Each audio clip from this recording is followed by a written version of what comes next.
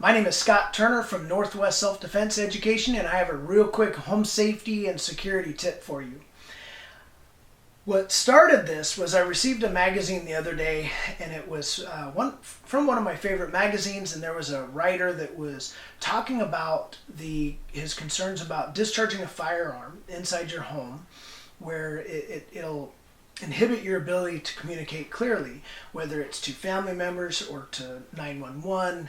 The challenge and password that you would use for a police officer to make sure that they are a police officer, but also to be able to hear other potential threats. So it made complete sense to me as far as his concerns.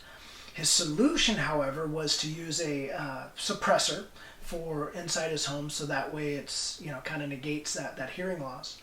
Now, a couple of things. Now, first of all, suppressors, especially for higher speed rounds like the 9mm, they're not, or 5.56, they're not extremely effective, especially inside the home. Is it better than without? Absolutely.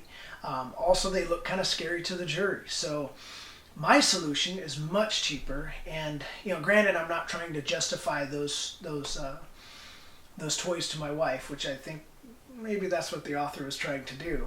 But what I recommend is just taking your electronic earmuffs out of your range bag. Now, you don't have to have the super. Now, I really like these. These are my Sordin MSAs. These have the LED in them. I really, really like them. However, you don't need to buy them unless you're on the range as much as I am. You can buy the Impact Sports for anywhere from $50 to $60. In fact, here locally, you can get them from, Sportsman's Warehouse has them, but I try to purchase from smaller businesses. So, Troy Ribble up in Lafayette area. I also TJ Guns, or Straight Shooters in Lebanon. Anyway, so this is how I'd use them. So you take them out of your range bag, you set them on your nightstand. Middle of the night, something makes some noise, it wakes you up. Usually it's probably your wife waking you up. Hey, did you hear that? You reach over, you pick them up, you put them on, and you turn them on. Now you have bionic hearing. So not only you have the advantages of hearing protection, but you have bionic hearing. You can hear everything inside your home. The last time I had to put these on, I could actually hear that one of my labs had gotten out, and I could hear them rummaging around outside. So outside, not just inside my home. So I was able to go and put them away. So the electronic earmuffs, I've had some people ask about them in my classes, and basically what they do is they amplify all the sounds, but they shut off once the decibel hits so loud. It shuts off to protect your ears. So it's a really cool tool. But actually practice with them. Can you find them in the middle of the night? Because that's the last thing that you want to do, is have a potential threat inside your home, and then you start turning on lights. That's basically letting them know, hey, where you're awake and where you're at. So I'm a huge fan of the MSAs with the LEDs, because I put them on, and then I can actually turn on a light to kind of, it just kind of illuminates if I'm trying to get to my handgun, or with my handgun inside the house, I'll have the flashlight, but I like to use my handheld.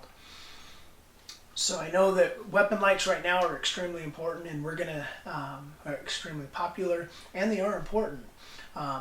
The main reason why we use them on our guns inside the bedroom or our safe room is so that way my wife can actually have the phone and have access to a light with her firearm, because I'm not a huge fan of walking around the house with and pointing a lethal weapon to whatever I'm trying to identify.